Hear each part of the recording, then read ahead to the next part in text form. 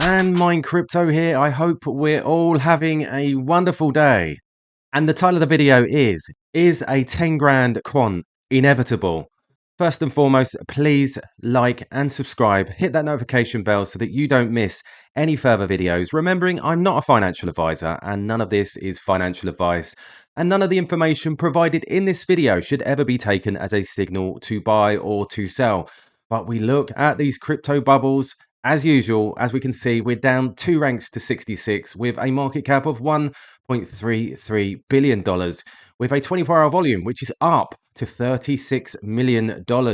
Price now sitting at $110. We're down 0.1% in the hour, up 5.3% in the day, and up 1.7% in the week. And the market looks healthy green, which is what we like. We're hopefully going to start to see that leg up as we continue through the weeks towards the Bitcoin halving. So looking absolutely good. And we see this morning loading up for something, another transaction from CB to private wallet. That's 2 transactions in 2 days for this particular wallet. After 2 years hiatus, today's text is 2,216 quant with a value of $244,000. That's a total of 4,219 quant in 2 days. Value of $457,000. This wallet has no outflows and only holds quant. And I'm ready because this is happening more and more. And these are the wallets that I'm seeing. Now, as I said yesterday, I believe there's probably more of these types of wallets hanging around, have been stagnant, that may start to load up. Now, I also see this from Tokenizer. He does similar to what I do, is check these wallets out. So he says, let's take a little updated look at 2 favorite Coinbase 10 related wallets. Both wallets that I actually follow, the OX 850 and the OXD 76. So the OX 50, which has got nearly 40,000, and the OXD 76 just over 40,000. So we're looking at over $8 million between them.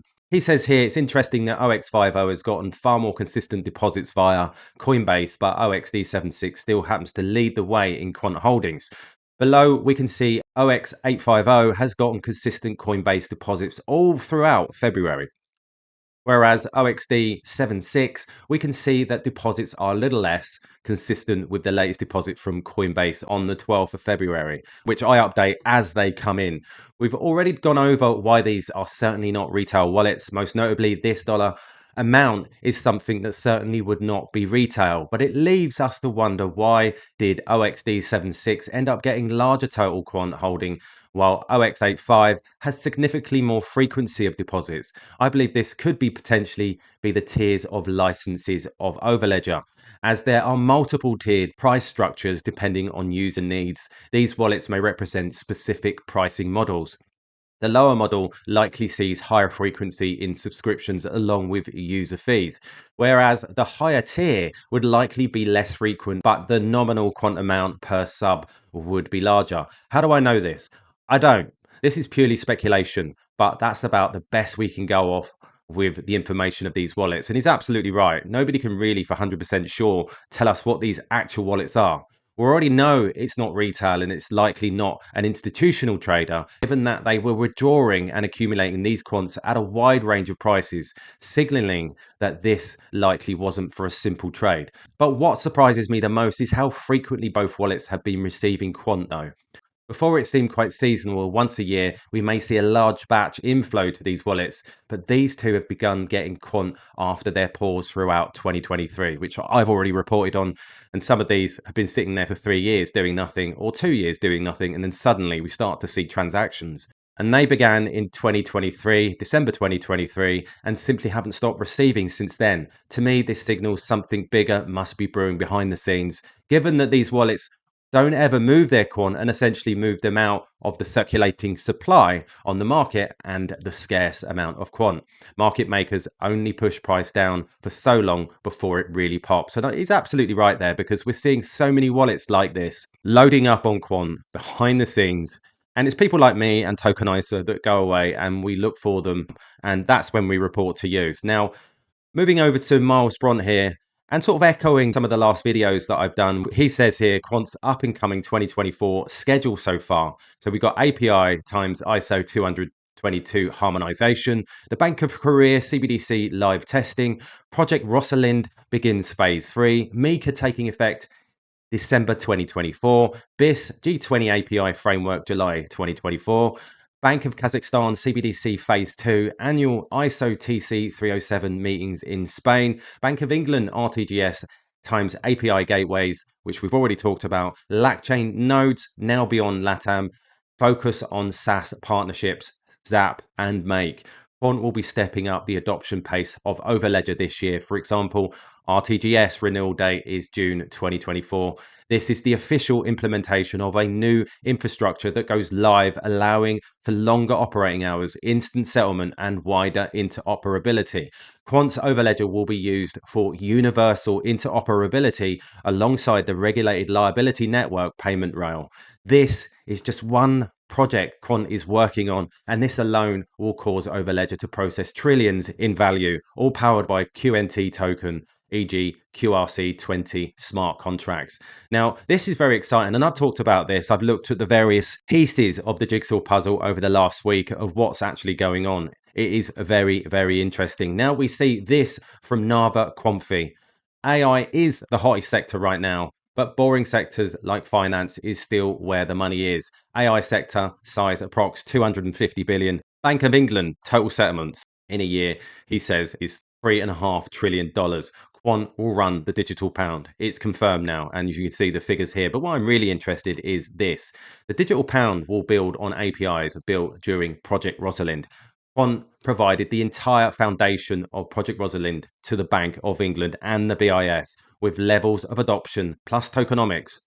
He says 10 grand Quant is inevitable. Now, there is no timeline on that, but is 10 grand, after all the information put out there, is it possible that we hit 10 grand at some point? And we read this infographic, we can see the blueprint, a comprehensive description of a digital pound architecture should a decision be taken to proceed to build it.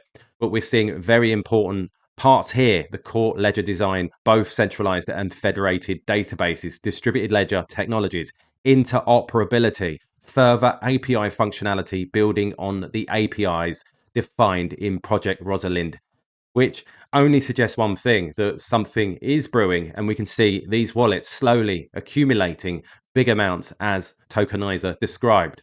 But we also see this from construction trader ETH. The use cases for Quant is limitless, and people don't realize how important Overledger's role will be in the blockchain adoption. Here's an example of how Overledger is installed into an airline loyalty program. So let's have a quick listen to this to see what use cases Quant can be used for. You could do it without the Quant as well. And this is the exchange that's being facilitated by the Quant networks, and we're going to see that part of the demo as well. The way that exchange works, it's using something called hash time locked atomic swaps, which if you're not familiar with, I'll briefly explain.